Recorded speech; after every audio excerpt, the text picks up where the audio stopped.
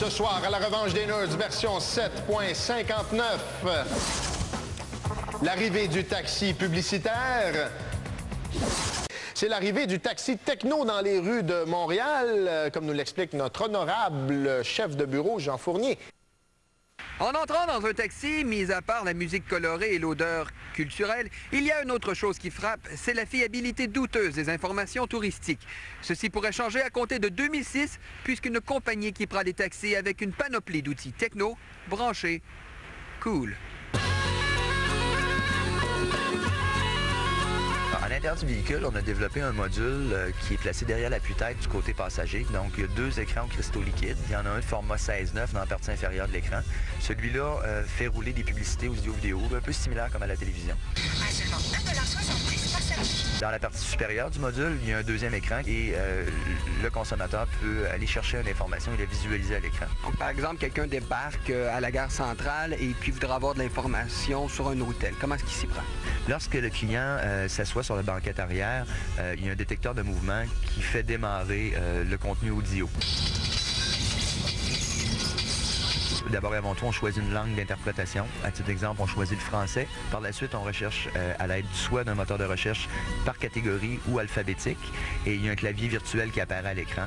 Il y a un certain nombre d'hôtels qui vont être listés.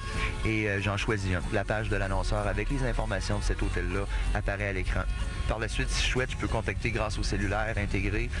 Oui, j'aimerais savoir si vous avez des chambres pour deux non-fumeurs disponibles pour ce soir. Ou encore imprimer la carte d'affaires de l'hôtel.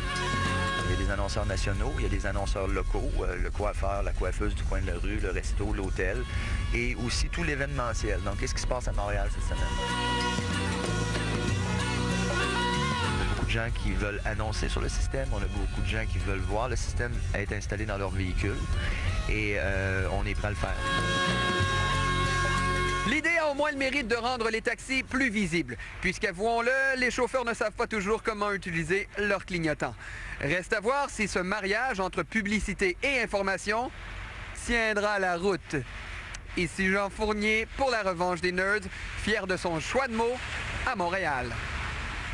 Et fier de son jeu de mots, je l'espère aussi. Alors, mon cher Jean, tu es là avec moi? Oui, Patrick, je suis là. Réponds à la question, s'il te plaît. Est-ce que c'est comme un peu le, je sais pas, le Publisac ou les pages jaunes? C'est-à-dire que, par exemple, un hôtel qui veut faire partie du répertoire doit payer?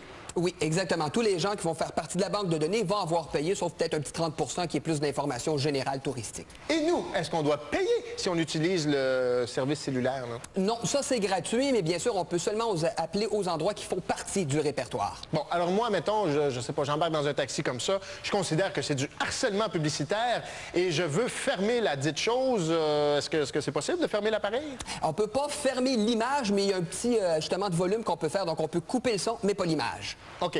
Et en terminant, dis-moi, est-ce que ça existe ailleurs? Et si oui, est-ce que ça fonctionne bien? Les gens sont contents? Oui, heureux? depuis plusieurs années, on en retrouve des taxis comme ça à New York, Boston, Chicago, San Francisco, donc ça promet beaucoup.